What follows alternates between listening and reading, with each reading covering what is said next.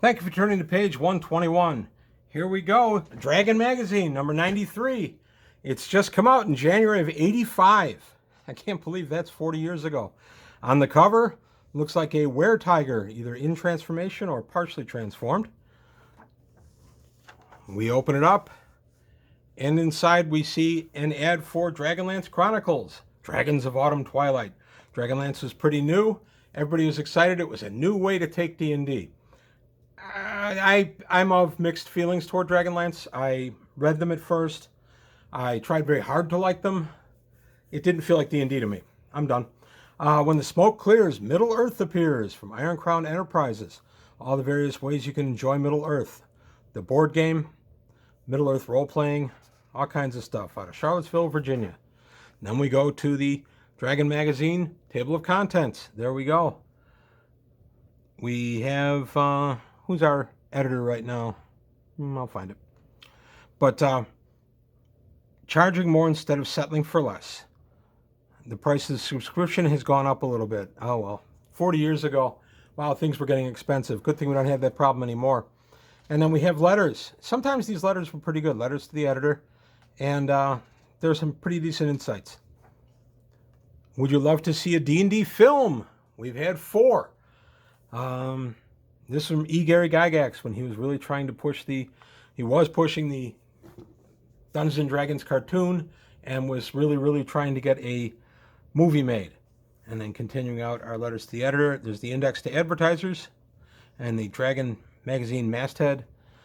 Yours free with membership to Harper Hall of Pern, and take 4 more for $1 with membership. The Science Fiction Book Club. Boy, I was in and out of that thing from the 70s through the late 80s.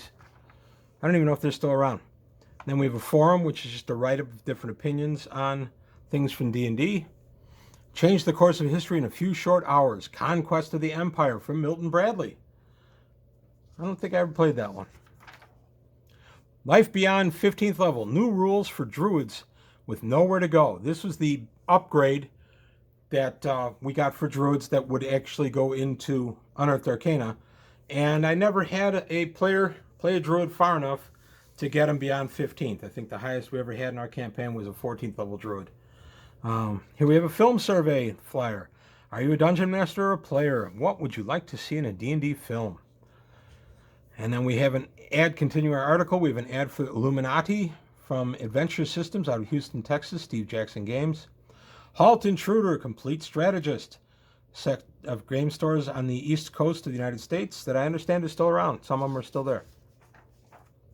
Thinking for Yourself, a guest editorial by E. Gary Gygax.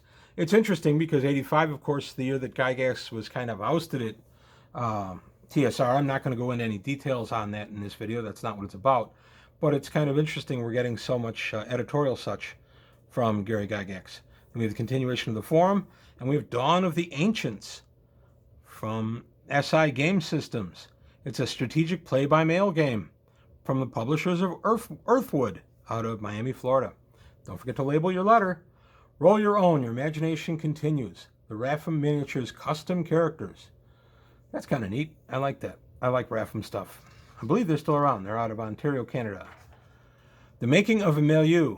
How to Start a World and Keep It Turning by Arthur Collins. That's good advice. I always loved any article like this because keeping your world interesting and fresh is a tough thing for any DM. Silver Dawn, $5,000 quest tournament out of Charlotte, North Carolina. Play by mail.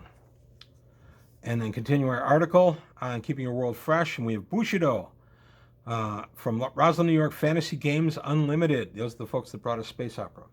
And Window on Jorun. Croyd suddenly intervenes, tearing Nider's Cleash captors limb from limb. Okay, from Skyrealms Publishing in San Francisco, California. Continuing on our article on keeping the world turning, we have the Dungeon Master's Guide, Dungeon Master Utilities from Nichols Services of Columbus, Georgia. Their Game Master Guide lets you DM even better. Write on information you want to write to the Dragon about. Be sure to include your address.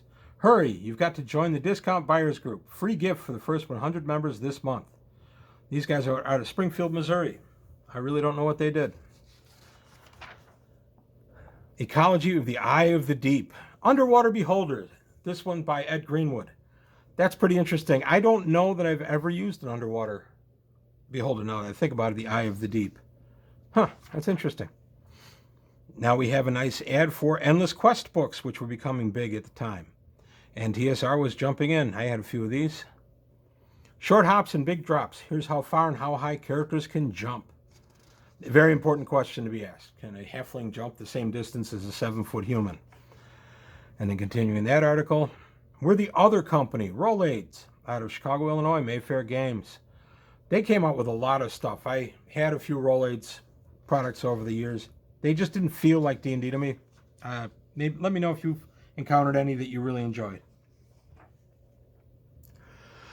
Pronunciation Guide, an informal index of the right things to say, compiled by Frank Metzer. So different goofy words that you run into in D&D. If you really care enough to look up the pronunciation, here you go. That's interesting. I may have to take a look at this. Pronunciation is something I struggle with a little bit. 4 exciting games suited to everyone's taste. Talisman, Battle Cars, Doctor Who, and Golden Heroes from Games Workshop, the United States branch out of Columbia, Maryland. So this GW, this would go on, of course, to produce the Warhammer series. They started in '84, but they were still doing other games at the time. Continuing our pronunciation. And then we get a welcome to Ralpartha's 10th anniversary. And we get the Battle Droids, because Battletech really hadn't got formed. It was kind of known as Battletech, but it was Battle Droids. And was starting out, but they were starting to pop up more and more. So very pretty. Julie Guthrie sculpts for unicorns. How did I avoid buying my wife one of those? She loves unicorns. Out of Cambridge, Ontario, Canada. Continuing pronunciations. Anne McPhree's Dragon Riders of Pern come to life through Nova Game Designs Incorporated out of Manchester, Connecticut. I think those are the books where your page fought my page. Those were interesting. I played one or two. I have one or two of the Battletech ones. I never had anything from Nova, though. The Role-Playing Game Association, the RPGA Network. Join the RPGA. See the world. Coming attractions. Ooh, they're coming out with new stuff. That's exciting. Castantamir, AD&D Game Module C3. Marvel Superheroes Pit of the Viper. Cat's Paw. And for basic D&D, Journey to the Rock. Finishing out our editorial from Kim Mullen. If adventure has a game, it must be Indiana Jones. The Adventures of Indiana Jones by TSR. Agencies and alignments. The varied groups of the Top Secret game. I like Top Secret. That was a lot of fun. We haven't played it in a long, long time, but I like it. And then we have James Clavell's Shogun, a new strategy game of treachery and power. This brought us by Shogun Game, Lincoln, Nebraska. Twilight 2000 from Game Designers Workshop. I did play some Twilight 2000. We had a player at our table who was really interested in it. He GM'd a couple of things for us. It was not bad. I've said it before and I'll say it again. If I want to do a post-apocalyptic kind of thing, I'll play Gamma World. Just my take on it. But there you go. We're continuing on some... This is a whole insert for Twilight 2000. Dragonfire, bring your computer to the Dark Ages. Ad. From Cambridge, Massachusetts. And continuing on... Let's see, Hearts and Minds, Recon Module 2, Special Forces, RPG Incorporated in Alvin, Texas. And then we have a full-page ad for Twilight 2000. GDW presents a new concept in role-playing. World War III began 5 years ago. It's still going on. Twilight 2000. There we go, some more Twilight 2000 information. An ad for Game Town, everything in games and puzzles, out of San Diego, California. And finishing out our little insert on Twilight 2000 from Game Designers Workshop. At the time, Traveller was still really, really strong. It was their #1 game. I think it was always their #1 game. But they were trying to branch out into other things to kind of expand their portfolio a little bit. Twilight 2000 actually was very successful for them. Harn, the Ultimate Fantasy World, from Columbia Games Incorporated. And where could I get these? If I lived in Illinois, I could get them... places not too near. Oh, Crocs and Brentanos in Cal City. I've been there. That's long gone. Any Crocs are long gone. I know that. The Crocs downtown. Let's see. No. Matson, yeah, used to go there. Games Plus, they're still around. And, wow, Crocs Mertano's Elmhurst Road in the Elmhurst Shopping Center. That shopping center's gone. But there you go. That's where you could find it. Amulet introduces The Guardian. Only one vision, only one mission, from Amulet out of Troy, Michigan. Just a little amulet you could wear. The World Gamers Guide. Proud of the fact that many of the people who read Dragon live in other countries, so this is a way to connect with other gamers. Daredevils Have Adventures. For Daredevils, Chivalry and Sorcery, both by Fantasy Games Unlimited out of Roslyn, New York. The Gypsy Train, a moving scenario for AD&D gameplay. I actually like this scenario, and I ran a version of it way back when. I've always liked this type of thing. It was fun. And there we go. We could build our own wagons, cut the inserts out, and tape them together. Obviously, I never did that. But this is really good backdrop, especially if you've read the first Gore the Rogue novel, which came out later this year. There's a lot of the Rene are the analogs in Greyhawk for Gypsy, and it's just pretty good. Campaign series, Game Grid Sheets, the original and the largest. These guys are Indicia Associates out of Oakland, California, and Duel Masters, exciting new play-by-mail game. Reality Simulations Incorporated out of Tempe, Arizona. And then we got some fiction. Ira, however you say it. I don't remember reading this one. I didn't always read the fiction in Dragon. I did sometimes. Look for the O label at participating retailers and save up to 65% on dozens of popular TSR products. This is a little bonus package they were doing to kind of clear the warehouse a little bit, generate some cash. 85 saw that D&D, while still popular, was actually not what it had been. Even in 83, it had definitely been a downswing. And this is one way to clear some old stock. And here's where you get your stuff. And in Illinois, where would I have gone?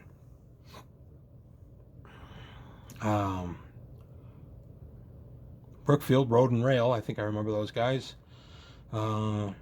Displays, Toy and Hobby House, yep. Let's see, Galena, Glenview, Glenwood, Don's Hobby World. Yeah, that was one of mine. Don's Hobby World. That's another place that not only is Don's long gone, closed over 20 years ago, the actual mall it was in is gone. Joliet Leisure Hours have been out there many times. Kankakee LaGrange Hobby, they're no longer there. Games Plus, of course. Wow. South Holland, Scale Models. Yep, I went there many, many times. Not around anymore, and there's more ways to do it. It's a lot of ads in this issue, I'm noticing. A lot of ads. And then we get to the Ares Science Fiction Gaming section, which I've always enjoyed. So Ares was treated as its own little sub-magazine inside Dragon, because it had been its own magazine. And we get the nice little editorial and the table of contents, the Marvel file, the Avengers Part 2. We get a look at Mockingbird and the Shroud. And then we get an ad for Palladium Book of Exotic Weapons. These were actually very valuable because pre-internet, there wasn't a lot of way to find out about a lot of weapons. I remember seeing size in the old Manhunter comics from the early 70s, 73, 74. They were a backup feature in Detective Magazine, Detective Comics. And I saw him fighting with size, and I'm like, what are those things? Those are so exotic. I hadn't even seen a Bruce Lee movie yet. And now I've actually used size. We have some katas in Ishinru that use size. The Palladium RPG Book 2, the old ones. There we go. Palladium out of Detroit, Michigan. New Ships for Old. Redesigning starships in the space opera game. I remember reading this one. I'm going to have to reread it. It's been a long time. This issue's staying out. I'm going to reread this. If you're interested, leave some comments below as to whether I'll feature this or not. But I like the space opera. And then we go to Psyworld from Fantasy Games Unlimited, role-playing game with psionic powers and cast your own figures. The Duncan Company out of Calvert, Texas. It's clobbering time, Marvel Superheroes. I did play a little Marvel Superheroes. I stuck with Champions. I preferred it. New Brotherhoods, the Cryptic Alliances, and Gamma World Gaming. I love this article. This thing sat at my Gamma World table for a long, long time as I used the different Brotherhoods. And then we have some photos of miniature open prize winners. We've got an Imperial Walker. And then we've got Adventure into the Unknown with Chill from Pacesetter Games out of Delavan, Wisconsin. Rare Wines and Ready Cash, Agricultural Trade in the Frontiers, another Star Frontiers, but with a little more of a traveler flavor to it, with trading for goods. And then we have Villains and Vigilantes by Fantasy Games Unlimited. V&V was pretty good. That was my first superhero role-playing game. Then I went to Champions a year or so later. Wiz System from Nichols Services out of Columbus, Georgia. And then with the Armory, the finest in brilliant paint, now totaling 88 brilliant colors, or miniature paint, 88 brilliant colors. And of course, I've already done a couple of these. Where could I get them in Illinois? I'm not going to bother doing another one again. Then we get the Gamer's Guide, kind of a classified ads, if you will. And we're finishing up the agency's discussion. And then we go to the convention calendar, what's coming up, the other half of that flyleaf that we had earlier. Strategicon presents OrcCon 1985 in Anaheim, California. So, and these two, if you jump in your time machine, you can still catch them. HawaiiCon 85, May 17th, 18th, and 19th, 1985. Wormy, kind of like Wormy. Wormy's fun. 4 pages of Wormy today. I liked Wormy. Dragon Mirth, some of my favorite stuff about it. I like that, actually. That's a pretty good gag. And then Snarf Quest by Larry Elmore. Snarf Quest is always good for 2 or 3 pages. There we have 3, and then we're out on Paranoia, the role-playing game of darkly humorous future. West End Games. There's a current edition of Paranoia being put out by Mongoose Publishing. I actually played Paranoia back in the, I think the late 80s. I played it under a GM. I played a couple of times. It's an interesting game. You're kind of opposed to the other players at the table, and that, my guys, when Mongoose came out with theirs, if they were interested in getting into it, after I explained it, they said, nah, we don't want to be at cross purposes. So we opted out. But here we have a back cover ad for Rollmaster. The classic fantasy role-playing system returns in booklet form. Rollmaster, Arms Law, Claw Law, Spell Law. Played under a lot of those in the early days. From Iron Crown Enterprises out of Charlottesville, Virginia. So there you have it. A very quick look at Dragon number 93. Let me know if there's any particular article that you feel needs to be taken, more of a look at. Magazine was still $3 and actually stayed $3 for a very, very long time. But we kept getting more and more ads. And that is something that did not go unnoticed by readers in my group. Me and about 2 other guys were the ones that primarily read Dragon, and that only lasted for about another year. I continued with Dragon into the 90s, but the other players, well, let's face it, by the late 80s, we're all getting married. So yeah, I was one of the few that stayed with Dragon. They had kind of stopped. They still played, but they didn't really read it anymore. But there you have it. Let me know what you think. Anything I should expand on in this particular look at Dragon magazine as we go back 40 years to January of 1985? What were you doing? Were you playing? Were you alive? I realize there are some of my viewers that weren't. But let me know what you think. Leave comments below, like and subscribe. Take a look at the Patreon, see if you can help me out there. And I'll see you next time on page 121.